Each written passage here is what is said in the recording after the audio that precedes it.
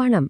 இந்த ஒரு வார்த்தையை கேட்டாலே நம்ம பல பேருக்கு மனசுக்குள்ள ஒரு சின்ன பதட்டமோ ஒரு குற்ற உணர்ச்சியும் வந்துட்டு போகும் இல்லையா? மாசம் சம்பாதிக்கிறோம், ஆனா அந்த பணம் எங்க போகுதுன்னே ஒரு கணக்கு வழக்கு இல்லாம இருக்கு. சரியா சேமிக்கலையோ எதிர்காலத்துக்கு எதுவும் பண்ணலையோன்னு ஒரு உறுத்தல் இருந்துகிட்டே இருக்கும். ஆனா கவலைப்படாதுங்க, இந்த குழப்பத்துக்கெல்லாம் ஒரு முற்றுப்புள்ளி வைக்க முடியும். உங்க பணத்தை உங்க கட்டுப்பாட்டுக்குள்ள கொண்டு வர ஒரு தெளிவான ரொம்ப எளிமையான ஒரு வழிமுறையை தான் இந்த விளக்கத்துல நம்ம பார்க்க போறோம். நம்மளோட இந்த நிதி பயணத்தை 6 பகுதிகளா பிரிச்சு பார்க்கலாம். முதல்ல நம்ம பணத்தை நிர்வகிக்க இந்த மணி பாக்ஸ் சிஸ்டம்னு ஒரு அடித்தளத்தை எப்படி உருவாக்குறதுன்னு பார்ப்போம்.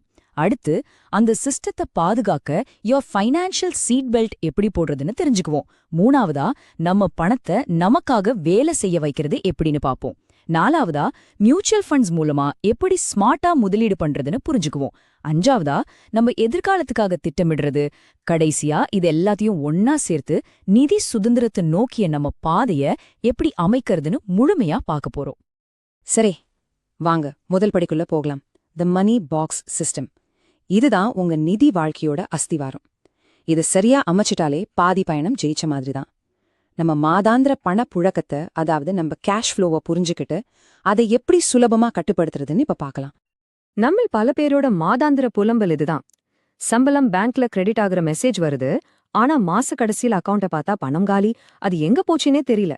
இந்த புக்ல வர அனுபமா கதை மாதிரி தான் நம்ம பலரோட நிலையும். அவங்களுக்கு பணம் வருது தெரியுது, ஆனா அது செலவாகிற வழி மட்டும் ஒரு பெரிய மர்மமாவே இருக்கு. இந்த மர்மத்தை உடைக்கிறது தான் நம்மளோட முதல் வேலை. இதுக்கு தீர்வு ரொம்பவே சிம்பிள், ஆனா ரொம்ப சக்தி வாய்ந்தது. அதுதான் இந்த 3 வங்கி கணக்கு முறை. இப்போ இருக்கிற உங்க சேவிங்ஸ் அக்கவுண்ட் கூடவே இன்னும் 2 அக்கவுண்ட் ஆரம்பிக்கணும். ஸ்டெப் 1, உங்க சம்பளம், பிசினஸ் வருமானம்னு எல்லா பணமும் முதல்ல இன்கம் அக்கவுண்ட்டுக்குள்ள தான் வரணும். ஸ்டெப் 2, மாசம் உங்களுக்கு ஆற வீட்டு வாடகை, மளிகை சாமான், கரண்ட் பில், பெட்ரோல்னு எல்லா செலவுகளுக்கும் தோராயமா எவ்வளவு ஆகும்னு ஒரு கணக்கு இருக்கும் இல்லையா? அந்த தொகையை மட்டும் ஸ்பெண்டட் அக்கவுண்ட்டுக்கு மாத்திடுங்க. மாசம் முழுக்க செலவு பண்றதுக்கு இந்த அக்கவுண்டோட டெபிட் கார்டை மட்டும் பயன்படுத்துங்க. இப்போ ஸ்டெப் 3, இதுதான் ரொம்ப முக்கியம். இந்த ரெண்டும் போனதுக்கு அப்புறம் இன்கம் அக்கவுண்ட்ல மிச்சம் இருக்கிற எல்லா பணத்தையும் கொஞ்சம் கூட யோசிக்காம உங்க 3வது அக்கவுண்டான இன்வெஸ்டட் அக்கவுண்ட்டுக்கு அனுப்பிடுங்க. இது வெறும் பணத்தை மாத்துறது மட்டும் இல்ல, இதுக்கு பின்னாடி ஒரு சைக்காலஜி தந்திரம் இருக்கு.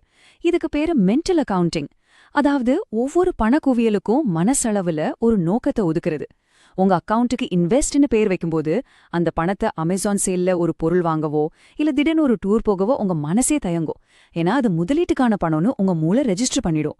இந்த சின்ன ட்ரிக் தான் ஒவ்வொரு ரூபாயும் டைரியில எழுதி வச்சு போர் அடிக்காம ரொம்ப இயல்பா தானாவே அதிகமா சேமிக்க உங்களுக்கு உதவும். ஓகே, நம்ம பணப்புழக்கத்தை ஒரு சிஸ்டம்குள்ள கொண்டு வந்தாச்சு. இப்போ அடுத்த முக்கியமான படிக்கு போகலாம். ஒரு பில்டிங் கட்டுறதுக்கு முன்னாடி அஸ்திவாரம் எவ்வளவு முக்கியமோ அதே மாதிரி நம்ம பணத்தை வளர்க்கறதுக்கு முன்னாடி அதுக்கு ஒரு பாதுகாப்பு வளையத்தை உருவாக்குறது ரொம்ப முக்கியம். வாழ்க்கையில வர எதிர்பாராத அவசர நிலைகள்ல இருந்து நம்ம சேமிப்பையும் முதலீட்டையும் பாதுகாக்க போற அந்த கவசம்தான் நம்ம ஃபைனான்ஷியல் சீட் பெல்ட். உங்க நிதி பயணத்துக்கு 2 முக்கியமான தவிர்க்கவே முடியாத சீட் பெல்ட்ஸ் தேவை. 1, எமர்ஜென்சி ஃபண்ட். திடீர்னு வேலை போயிடுச்சு, இல்ல ஒரு மெடிக்கல் எமர்ஜென்சினா இதுதான் நம்மள காப்பாத்தும். 2வது சரியான இன்சூரன்ஸ். இந்த 2ம் இல்லாம நீங்க முதலீட்டு பயணத்தை ஆரம்பிச்சீங்கன்னா அது பிரேக் இல்லாத வண்டியில வேகமா போற மாதிரி. சின்னதா ஒரு பிரச்சனை வந்தா கூட உங்க நீண்ட கால முதலீடுகளை உடைக்க வேண்டிய கட்டாயம் வந்துடும். எமர்ஜென்சி ஃபண்ட்னா எவ்ளோ பணம் வச்சிருக்கணும்? பொதுவான விதி என்னன்னா, உங்க 6 மாச அத்தியாவசிய வீட்டு செலவுக்கான பணத்தை எமர்ஜென்சி ஃபண்டா வச்சிருக்கணும். இதுல சினிமா, ஷாப்பிங் செலவெல்லாம் வராது. வாடகை, கரண்ட் பில், மளிகை, ஸ்கூல் ஃபீஸ் மாதிரி தவிர்க்க முடியாத செலவுகள் மட்டும்தான். இந்த பணத்தை பேங்க் சேவிங்ஸ் அக்கவுண்ட்ல சும்மா வைக்காம ஒரு ஃபிக்ஸட் டெபாசிட்லயோ இல்ல ஒரு லிக்விட் மியூச்சுவல் ஃபண்ட்லயோ வச்சுக்கலாம். ஏன்னா தேவைப்பட்டா 1-2 நாள்ல பணத்தை எடுக்க முடியணும். அதுதான் முக்கியம். இப்போ 2வது சீட் பெல்ட், இன்சூரன்ஸ். இங்கேதான் பல பேர் தப்பு பண்றாங்க. இந்த புத்தகத்தோட முக்கியமான பாடம் இதுதான். இன்சூரன்ஸையும் இன்வெஸ்ட்மெண்ட்டையும் எப்பவும் தனித்தனியா பாருங்க. 2யும் ஒன்னா கலக்கிற என்டவுமெண்ட், ULIP மாதிரியான பாலிசிஸ்ல பிரீமியம் ரொம்ப அதிகமா இருக்கும், ஆனா கிடைக்கிற கவரேஜ் ரொம்ப கம்மியா இருக்கும். உம்ம ஆயுள் காப்பீட்டுக்கு எப்பவும் ஒரு பியூர் டேர்ம் பிளானை மட்டும் தேர்ந்தெடுங்க.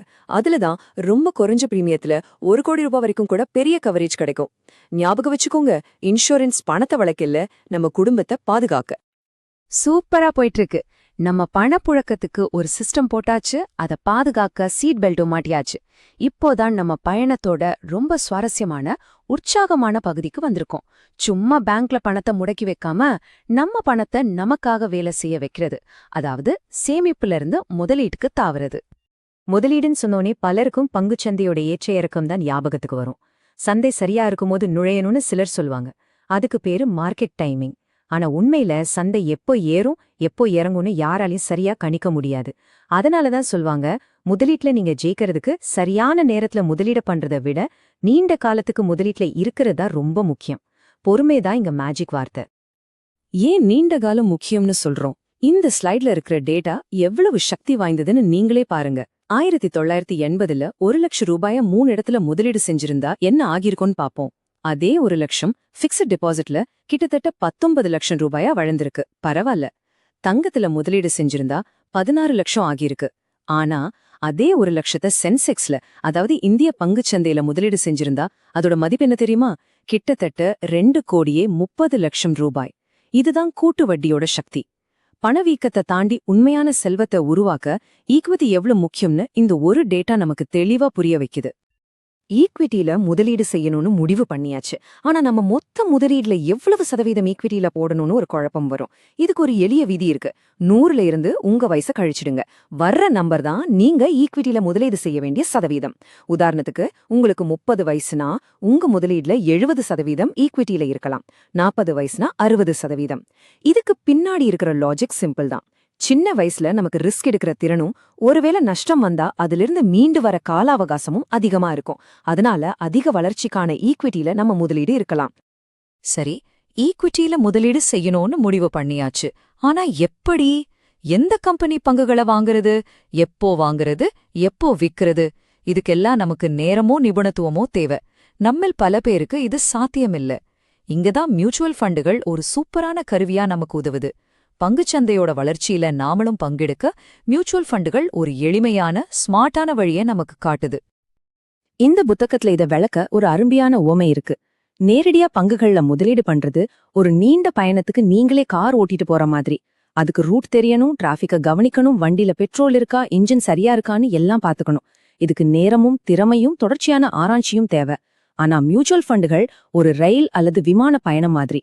டிக்கெட் எடுத்துட்டு ஏறி உட்கார்ந்தா போதும். ஒரு சின்ன கட்டணத்துல அனுபவம் வாய்ந்த ஃபண்ட் மேனேஜர்கள் நம்மள சரியான இடத்துக்கு பாதுகாப்பா கொண்டு போய் சேர்ப்பாங்க. நம்மள மாதிரி சாதாரண முதலீட்டாளர்களுக்கு இதுதான் சிறந்த வழி. மியூச்சுவல் ஃபண்ட்ல முதலீடு செய்யறதுக்கு ஒரு சிறந்த வழிதான் எஸ்ஐபி, அதாவது சிஸ்டமேட்டிக் இன்வெஸ்ட்மெண்ட் பிளான். இது ஒன்னும் பெரிய விஷயம் இல்ல. நம்ம ஆர்டி கட்டுறோம் இல்லையா, அதே மாதிரிதான். ஒவ்வொரு மாசமும் ஒரு குறிப்பிட்ட தேதியில ஒரு குறிப்பிட்ட தொகைய ஒரு மியூச்சுவல் ஃபண்ட்ல முதலீடு செய்ய உங்க வங்கிக்கு நீங்க கொடுக்கற ஒரு நிரந்தர ஆணைதான் எஸ்ஐபி. இது தானா நடந்துரும். இது மூலமா நமக்கு ஒழுக்கம் வருது. அது மட்டும் இல்லாம சந்தை ஏறும்போதும் வாங்குவோம், இறங்கும்போதும் வாங்குவோம். இதனால நம்ம வாங்கும் விலையும் சராசரியாகி நீண்ட காலத்துல ரிஸ்க் குறையும். மியூச்சுவல் ஃபண்டுல பல வகைகள் இருக்கு. புதுசா ஆரம்பிக்கிறவங்களுக்கு ஒரு பேலன்ஸ்டு ஃபண்ட் நல்ல தேர்வா இருக்கும். இந்த ஸ்லைட்ல பாக்குற மாதிரி இதுல ஒரு பகுதி பணத்தை வளர்ச்சிக்கு ஈக்விட்டிலையும், இன்னொரு பகுதியே ஸ்திரத்தன்மைக்கு டெப்ட், அதாவது அரசாங்க பத்திரங்கள் மாதிரியான பாதுகாப்பான இடத்துலயும் முதலீடு செய்வாங்க. இதுல ஈக்விட்டி உங்க பணத்தை வேகமா வளர்க்கிற இன்ஜின் மாதிரியும், டெப்ட் சந்தை இறங்கும்போது பெரிய பாதிப்பில்லாம பார்த்துக்கிற பிரேக் மாதிரியும் செயல்படும். அதனால இது ஒரு பாதுகாப்பான தொடக்கமா இருக்கும். இது வரைக்கும் நம்ம பணத்தை நிர்வகிச்சு பாதுகாத்து வளர்க்கிற வழிகளை பார்த்தோம். இப்ப நம்ம கவனத்தை நீண்ட கால இலக்குகளுக்கு திருப்புவோம். நம்மளோட உழைப்பெல்லாம் எதுக்கு? ஒரு வசதியான ஓய்வூதிய காலத்துக்கும் நம்ம சொத்துக்களை அடுத்த தலைமுறைக்கு எந்த பிரச்சனையும் இல்லாம சரியா கொண்டு சேர்க்கறதுக்கும் தானே. அதை எப்படி திட்டமிடுறதுன்னு இப்ப பார்க்கலாம். ஓய்வூதிய சேமிப்புக்கு இந்த புக்ல ஒரு தீவிரமான ஆனா ரொம்ப பயனுள்ள விதிய சொல்றாங்க. அதுதான் சேவ் யோர் ஏஜ் விதி. அதாவது உங்க வயசு என்னவோ அத்தனை சதவிகிதம் உங்க வருமானத்துல சேமிக்கணும். 30 வயசுல உங்க வருமானத்துல 30% சேமிங்க. 40 வயசுல 40%. ஆனா உங்க 80கள்ல உங்க வருமானம் உச்சத்துல இருக்கும். பிள்ளைங்களோட படிப்பு, கல்யாணம்னு பெரிய செலவுகள் முடிஞ்சிருக்கும். அப்போ உங்க வருமானத்துல கிட்டத்தட்ட 80% சேமிக்க முயற்சி செய்யுங்க. இது ஓய்வூதிய காலத்துக்கான உங்க கார்பஸ ரொம்ப வேகமா வளர்க்கும். சரி, சொத்துக்களை சேர்த்தாச்சு. அது அடுத்த தலைமுறைக்கு எப்படி சரியா கொண்டு சேர்க்கிறது? நம்மள பல பேர் நம்ம பேங்க் அக்கவுண்ட், மியூச்சுவல் ஃபண்ட் எல்லாத்துலயும் நம்ம மனைவியையோ அல்லது கணவரையோ நாமினியா போட்டிருப்போம். அதோட நம்ம கடமை முடிஞ்சிருச்சுன்னு நினைச்சுக்குவோம். அந்த நாமினேஷன் மட்டும் போதுமா? இது ஒரு பொதுவான கேள்வி. ஆனா இதுக்கு பின்னாடி நம்மள் பலருக்கு ஒரு பெரிய தப்பான புரிதல் இருக்கு. இதுக்கு தெளிவான உறுதியான பதில் இல்ல. அது போதாது. சட்டப்படி ஒரு நாமினி அந்த சொத்தோட உரிமையாளர் கிடையாது. அவர் ஒரு பாதுகாவலர், அதாவது ஒரு கேர்டேக்கர் மட்டும்தான். சட்டப்பூர்வ வாரிசுகள் அந்த பணத்துக்கு உரிமை கோரினா நாமினி அதை அவங்களுக்கு கொடுத்தாகணும். நீங்க கஷ்டப்பட்டு சம்பாதிச்ச சொத்துக்கள் நீங்க விரும்புற நபருக்கு மட்டும்தான் போய் சேரணும்னு நீங்க நினைச்சீங்கன்னா அதுக்கு ஒரு உயில், அதாவது வில் மட்டும்தான் ஒரே வழி. இத சரியா புரிஞ்சுக்கிட்டு ஒரு உயிலை எழுதி வைக்கிறது ரொம்ப ரொம்ப முக்கியம். நாம இதுவரைக்கும் பார்த்த எல்லா விஷயங்களையும் ஒன்னா தொகுத்து ஒரு முடிவுக்கு வரலாம். நம்ம நிதி சுதந்திரத்துக்கான பாதை எப்படி இருக்குன்னு ஒரு முழு பார்வையா சுருக்கமா இப்ப பாப்போம். இந்த சிஸ்டம் உங்க வாழ்க்கையில எப்படி செயற்படுத்துறதுன்னு பார்க்கலாம். இதோ உங்க நிதி சுதந்திரத்துக்கான ஒரு எளிய சரிபார்ப்பு பட்டியல். இது ஒரு ஆக்ஷன் பிளானா எடுத்துக்கோங்க. முதல்ல அந்த 3 வங்கி கணக்கு முறைய வச்சு உங்க பணப்புழக்கத்துக்கான சிஸ்டம உருவாக்குங்க. 2வது உங்க ஃபைனான்ஷியல் சீட் பெல்ட்களை, அதாவது 6 மாச செலவுக்கான எமர்ஜென்சி ஃபண்ட், சரியான டேர்ம் இன்சூரன்ஸ், இது 2யும் தயார் பண்ணுங்க. 3வது எஸ்ஐபி மூலமா மியூச்சுவல் ஃபண்டுகள் வழியா வளர்ச்சிக்காக முதலீடு செய்ய ஆரம்பிங்க. கடைசியா உங்க ஓய்வூதிய காலத்துக்கும் உங்க சொத்துக்களை சரியா பிரிச்சு கொடுக்க ஒரு உயிலுக்கும் சரியா திட்டமிடுங்க. இந்த 4 படிகளையும் நீங்க சரியா செஞ்சா நீங்க நிதி சுதந்திரத்தை நோக்கி சரியான பாதையில பயணிக்கிறீங்கன்னு அர்த்தம்.